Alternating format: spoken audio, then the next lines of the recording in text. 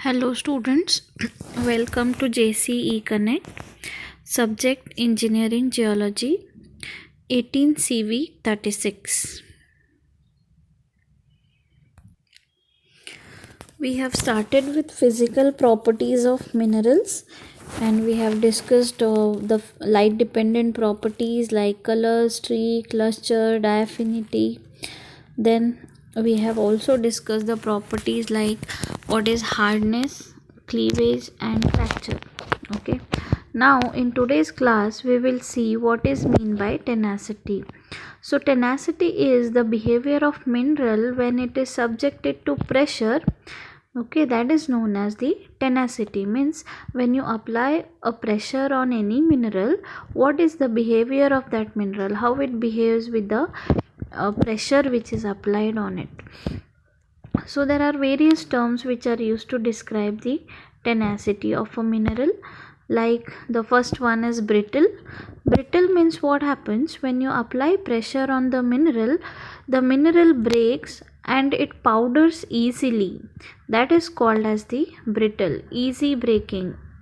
Okay, so examples are sulfides, carbonates, some silicates and oxide minerals are the examples which have a brittle tenacity. Like quartz, if you apply pressure on it, it will break into pieces. Okay, that is called as brittle tenacity.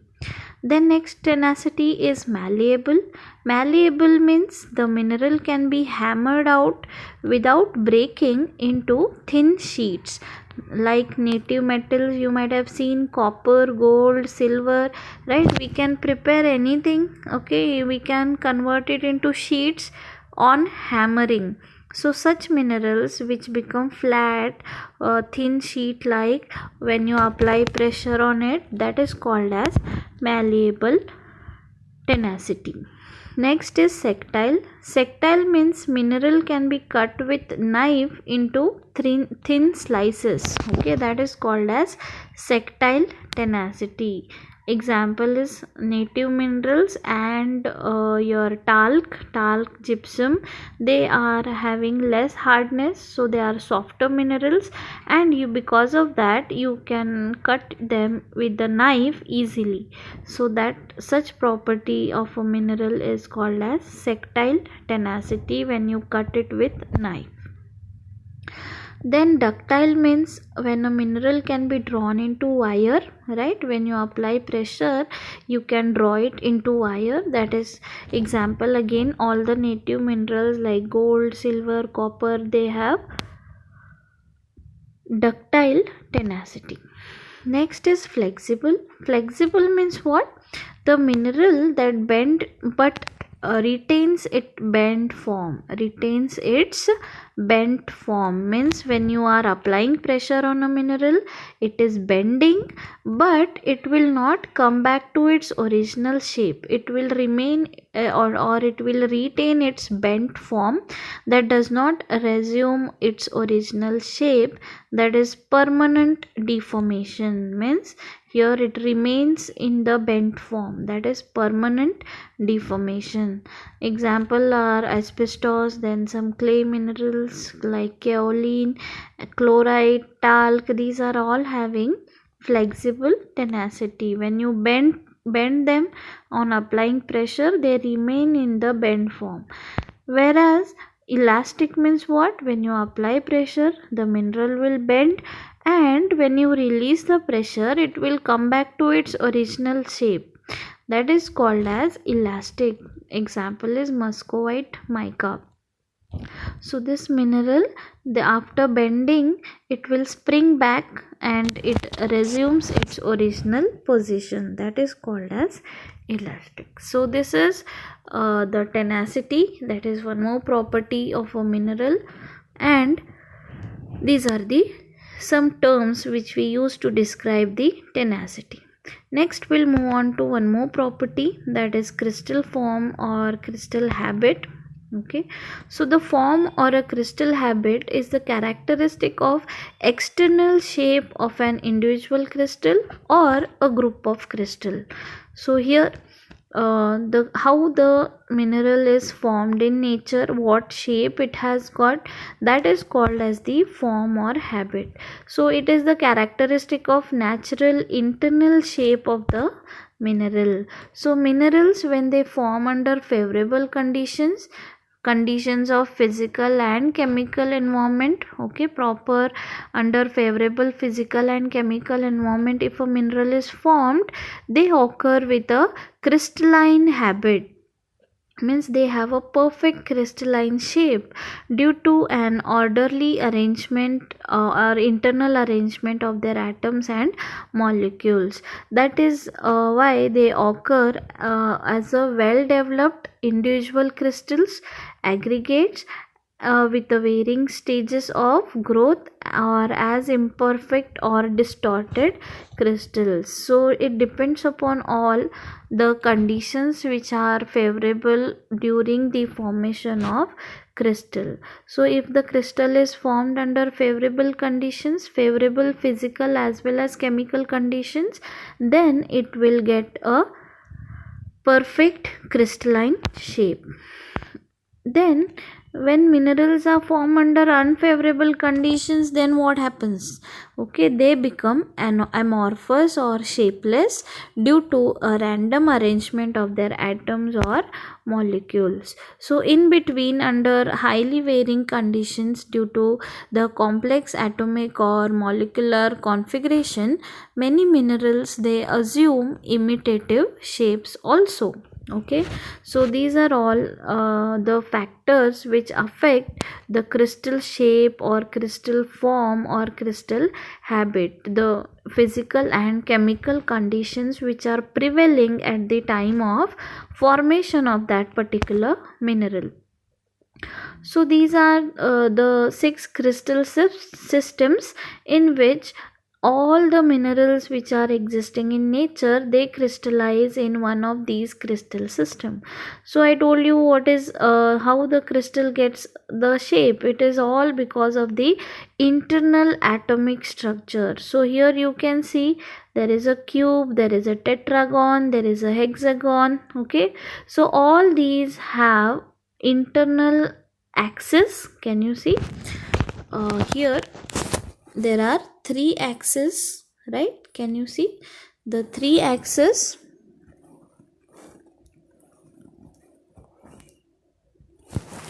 So these are the A1, A2 and A3. There are 3 axes which are all equal in size, and they are interchangeable, and they are perpendicular to each other. So that gets a perfect cubic form. Then comes the tetragonal. Tetragonal, if you observe, there are again 6 faces, but here one axis is longer than the other two. The 2 axes are shorter and one axis is longer compared to the other two, or it may be possible that one axis is shorter than other two. Okay, so that gets the tetragonal form. Then in hexagonal there is one more axis. Okay, A1, A2, A3, they are same, and the C axis is longer. Okay, here one axis is longer and other 3 axes are shorter. So this all depends upon the internal atomic structure of the mineral. Then we'll move on to next, that is orthorhombic. Here all the 3 axes are unequal. Okay, and in monoclinic one of the axis will be inclined, and in triclinic all the 3 axes will be inclined. So that is how the minerals get their internal arrangement. So all these minerals, they crystallize in one of the crystal system. So these are few models which will show you how the crystal models looks. Okay, then there are different forms, okay, based on one dimensional, two dimensional, three dimensional growth. So the forms which show one dimensional growth are acicular, dendritic, radiating, fibrous and columnar. Then the forms which grow in two directions, okay, two dimensions, they are bladed, foliated, micaceous, tabular and lamellar. Then there are the forms which show three-dimensional growth like granular form, prismatic, globular, rainiform, mammillary. All these are three-dimensional growth. Then the some forms they depend upon the degree of crystallization like crystallized, crystalline, cryptocrystalline and amorphous. So now we'll see in detail how they look. Okay, one by one all forms we will discuss in detail. So first one is the forms which are having one dimensional growth, that is acicular. Acicular stands for needle like slender crystals. Okay, in the first image you can clearly see that the crystals are formed naturally, right? They are the minerals which are formed in this way. Okay, and they look like they are needle like, okay, they are slender needle like. Okay, so this is called as acicular form. Then next comes the columnar form. Columnar is column like, okay, the vertical column like structure shown by the mineral. So here examples are tourmaline, realgar, beryl. All these are examples for columnar form. And acicular form examples are tourmaline, hornblende, rutile, apatite, sillimanite. All the zeolite minerals, they apophyllite and all, they show this type of crystal growth, that is it looks like needle like. Okay, then we'll move on to next, that is radiating.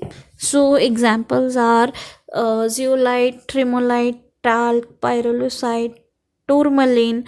So all these minerals, they appear like they are radiating from a common point or they are concentrating towards a center point. That is called as the radiating form. So the last four images you can see here, there are in all the images it is like radiating from a common point.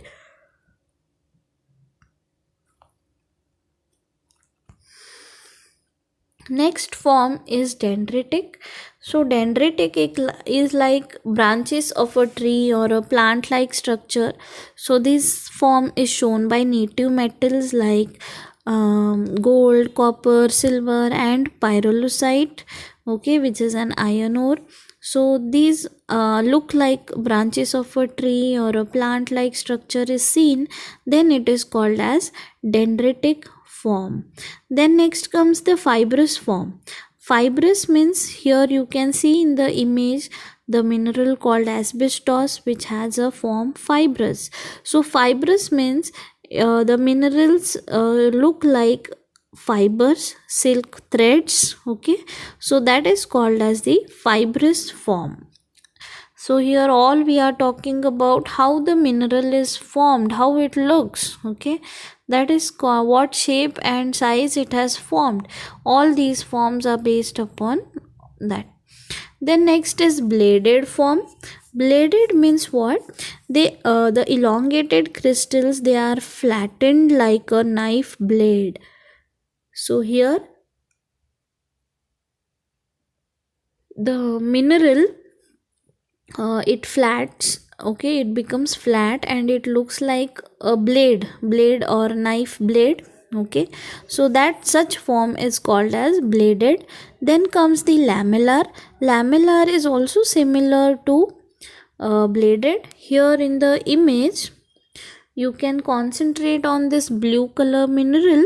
Okay, in both the images the mineral is kyanite. Okay, kyanite it shows bladed form, and the word lamellar is used when each blade, such blade is thick and flexible and it is separable. Okay, then it is called as lamellar.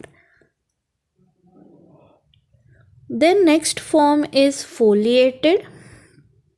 The example is mica. Foliation means layers.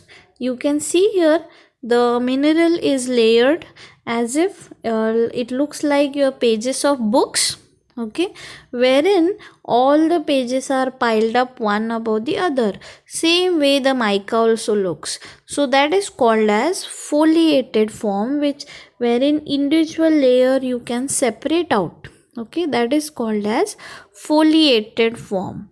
Then next form is tabular, okay, wherein the mineral looks like flat table like, okay, then it is called as tabular.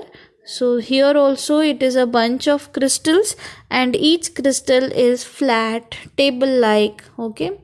So these are the examples of wulfenite. Even the orthoclase mineral also shows this tabular form. Next is globular or botryoidal. Globular means globe like, okay, rounded. So the minerals showing the aggregate of rounded masses which resembles the bunch of grapes, then we call it as botryoidal. Botryoidal means the mineral, they look like the bunch of grapes.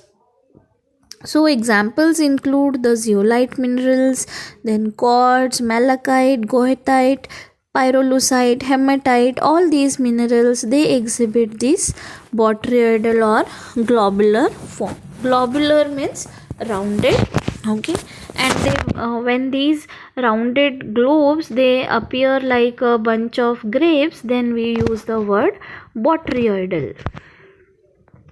Then next comes the rainiform. Rainiform stands for kidney like, okay, it is similar to globular, okay, you can see the globes, but how is the shape of that globe? It looks like kidney shape, okay, beans shape, okay. So it is called as rainiform. Rainiform means kidney like. So examples are hematite and malachite. So here also it looks like a kidney shaped form, then it is called as rainiform. Then next is mammillary. Mammillary is very large, okay, it is also similar to globular, but here each globe has a conspicuous or a very large size, then it is called as mammillary. Example is malachite, which is a copper ore, okay. So here you can see all the globes, they are bigger in size, then it is called as mammillary form. Then next form is granular. So here the mineral is composed of many individual grains of similar size, then it is called as granular form. Example is olivine and garnet. So here each mineral, okay, they it looks like it is made up of very minute smaller grains, then it is called as granular form. Then next these are the few forms which are like crystallized. Crystallized means what? When the minerals they occur as a well developed crystals. Example is garnet. So here is the example of the mineral called garnet. This is a garnet mineral, okay. So this garnet, you can see each face is perfect rhombic, okay, and all these is naturally formed. Nobody has cut them in that shape. While forming in the nature, it has formed in a perfect shape. All size equal, all shapes, all sides are equal in size and shape. So that such form which has a perfect structure, it is called as crystallized form. So when the mineral occur as a well developed crystals, we call the form as crystallized, okay. Example is garnet. Then next is crystalline. So here the crystals are not well developed, okay, then it is called as crystalline. Example is rock crystal, like varieties of quartz I have shown you, wherein you can see the group of crystals, okay, but individual crystals are not well developed with perfect size, okay, all phases will not be same. then it is called as crystalline. Then next comes is cryptocrystalline. Here it is having finely divided, individual crystals cannot be recognized, and they are of microscopic size. They are very small. Crystals will be present, but they are very small in size, microscopic size, which you cannot observe with the naked eyes. That is called as cryptocrystalline form. Then the last form is amorphous, wherein there is no internal structure developed. So what happens? There will be complete absence of crystalline structure. Example is opal. Okay, and cryptocrystalline example is chalcedony, which is a variety of quartz. Okay, and opal is also a variety of quartz which is the only mineral which don't have internal atomic structure from quartz group of minerals. Okay, opal. It is a quartz variety, but it is the form of this opal is amorphous. That is the only difference. So here these are all the forms which you need to remember, which will help you to identify the mineral's physical properties. Then few minerals, they have some distinctive properties. Okay, like few minerals, they show a particular reaction with the acids, like calcite. Okay, calcite, the composition is calcium carbonate, that is CaCO3. Okay, and when this CaCO3, okay, plus hydrochloric acid, that is HCl, so when they react with each other, okay, what happens? CO2 gas will release. Okay, and this gas will give effervescence, that is carbon dioxide gas is released, and because of that effervescence will come out. Okay, so such minerals which have carbonate composition, okay, they show a particular character called as reaction with hydrochloric acid. Then some minerals, they have a particular taste, like the mineral halite. Halite will taste salty. Okay, so that will again help you to identify the mineral. Then some minerals, they have a particular feel, like if you touch the mineral called talc, okay, that gives you soapy feel. Okay, as if you are holding soap in hand, so that is called as feel. Then graphite, if you touch it, it feels greasy. Okay, so these are the particular properties which are shown by hardly few minerals. Then some minerals, they show magnetic property called as magnetism, they can attract the magnet. Then some minerals, they show double refraction, like example is again calcite, which if you place it over a printed material, okay, the letters or the line whatever is printed, that looks double. Okay, because of the double refraction phenomena happening in the crystal. Okay, then some minerals, they have a particular odor, like example is sulfur, which will give a smell of rotten egg. Okay, then some arsenic minerals, they give a odor of like garlic odor. So these are the few examples or few properties, few distinctive properties which particular minerals shows. So with this we will complete the module 1, that is the mineralogy and the introduction. Okay, so here we have ended with module 1, okay, which comprises introduction, that is internal structure of the earth, branches of geology. Okay, and now we have discussed the physical properties of minerals. Then individual minerals, you need to write down the properties, all these whatever physical properties we have studied till now, that you have to identify in the individual crystals. Thank you.